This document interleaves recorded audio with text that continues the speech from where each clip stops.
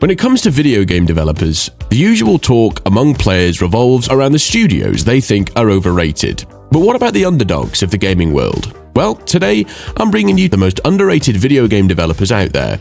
Let me know in the comments section if you agree with these picks. 9. Double Fine. Double Fine is a company that was founded in 2000 by Tim Schafer after his departure from LucasArts. This developer is best known for Psychonauts and Brutal Legend. Despite the critical acclaim of these games, Double Fine has encountered its fair share of problems, especially with developing Brutal Legend. The initial publisher decided to drop the game, forcing Schafer to scramble to locate another publisher. During that time, because the team's morale was pretty low, Schafer came up with Amnesia Fortnight, an exercise in which the team took a break from Brutal Legend and instead focused on developing game prototypes.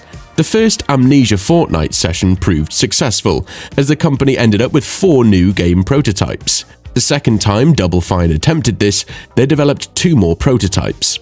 These Amnesia Fortnight periods did prove fortuitous, as upon the completion of Brutal Legend and finding out the sequel would not go forward, Double Fine had a few projects it could pivot to.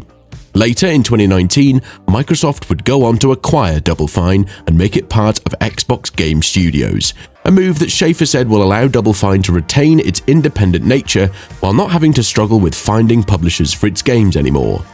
8. Grasshopper Manufacture.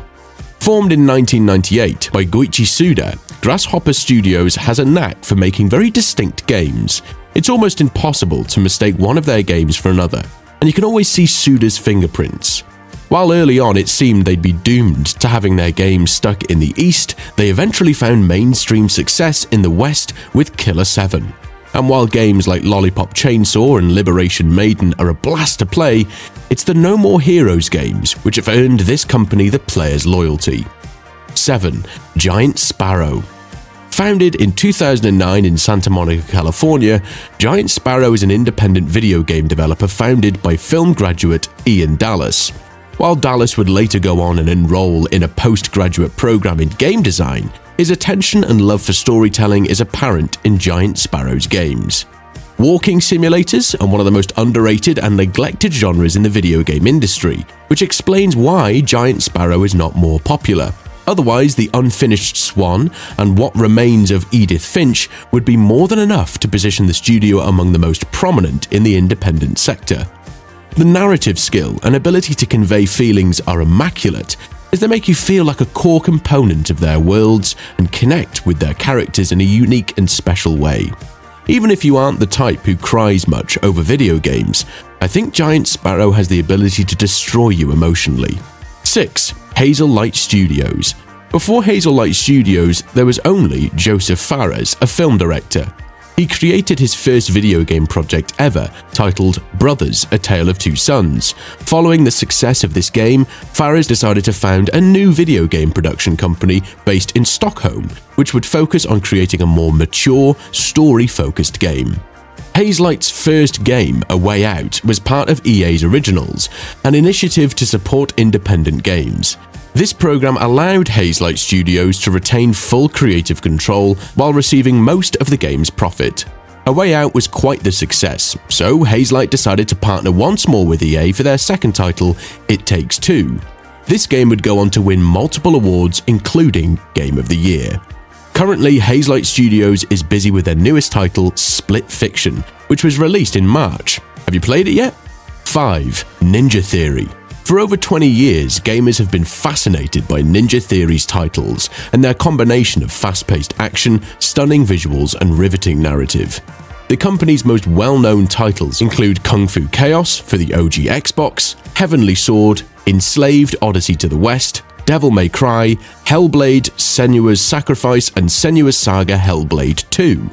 Founded in 2000, the company was originally called Just Add Monsters. Because of the little capital and staff they had at the beginning, the studio agreed in just a matter of months after opening to be acquired by Argonaut Games. With their funding, they were able to develop and release Kung Fu Chaos. After that, the studio moved on to developing Heavenly Sword. During that time, however, they hit yet another hurdle. Argonaut Games, their parent company, was facing financial troubles, which caused publishers to refuse to fund Heavenly Sword. The team at Just Add Monsters was able to successfully navigate those financial troubles too, and ended up re-establishing themselves as Ninja Theory in 2004. However, because of their now small size, publishers were still reluctant to work with them. With few options remaining, the team signed a deal with Sony Computer Entertainment in May 2005. This saved the company from bankruptcy at the cost of IP and technology rights. The title would now become a PlayStation 3 exclusive. After all the struggles the studio has been through, it has still managed to keep its creative spark. The new Ninja Theory produced Enslaved: Odyssey to the West, which was positively reviewed by critics. They were also chosen by Capcom to develop the next entry in the Devil May Cry series. And of course, they developed Hellblade: Senua's Sacrifice and Hellblade 2, two highly praised games. In the end, it all worked out well for Ninja Theory. Can you imagine if they'd quit when they were facing all those troubles many years ago? And if you're enjoying this video, be sure to let me know by hitting that like button. 4. 4A Games. Founded originally in Kiev, Ukraine in 2006, 4A Games decided to later on move their office to Sliema, Malta in 2014. This studio is best known for developing the Metro series. The company's first game, Metro 2033, was an adaptation of the novel of the same name by Russian author Dmitry Glukhovsky, and was released in 2010 to generally favorable reviews. Following the success of the game, 4A began working on the sequel, Metro Last Night. However, the game faced several issues during production, which caused the release date to be moved from 2012 to 2013. 6 years later, in 2019, 4A released its latest installment in the Metro series, Metro Exodus. In between those two titles, Last Light and Exodus, 4A Games made the decision to move their headquarters to Sliema, Malta, in order to allow for easier operations inside the EU. But that wasn't the only reason for the move. The 2014 Russian annexation of Crimea also played a part in it. After the acquisition of Saber Interactive in 2020, and after the Russian invasion of Ukraine in 2022, Saber Interactive stated that all employees at 4A's Kiev studio can relocate to other Saber-owned companies abroad if they choose to. Whether it was the Saber acquisition or the move to Malta, I'm sure many Metro fans are glad today that the studio is still here with us. 3. Team 17. Until the last year or so, I had always thought of Team 17 as the Worms guys. That's meant with absolutely no disrespect, but it is the franchise that put them on the map. But it turns out Team 17 are so much more than Worms. Team 17 are an underrated company, immensely underrated in fact. They not only developed, but had also bought rights and published games, bringing joy to players of various genres. Having developed titles such as Full Contact, Alien Breed, Project X, Super Frog, Arcade Pool, and many more in the early 90s for the Amiga, it was during the development of the first Worms game ever that Team 17 realized that they need to expand to other consoles and systems too. Worms was released in 1995 for Amiga, and later ported to Sega Mega Drive, Super Nintendo Entertainment System, MS-DOS, and PlayStation. Out of the 60,000 total sales estimated by Ocean Software, their publisher, the game shipped millions of copies within its first year. It's considered to be the game that has saved Team 17. However, following the game's success, Team 17 became obsessed with replicating it. Between 1995 and 2010, the studio released a total of 16 new Worms games. But don't worry, Worms is not the only game that they've developed. They're also responsible for developing The Escapists and Overcooked 2. Team 17 also dabbled in publishing, with games such as Hell Let Loose, Moving Out, Yooka-Laylee, My Time at Portia, Dredge, Blasphemous, and so many more. 2. Asobo Studio.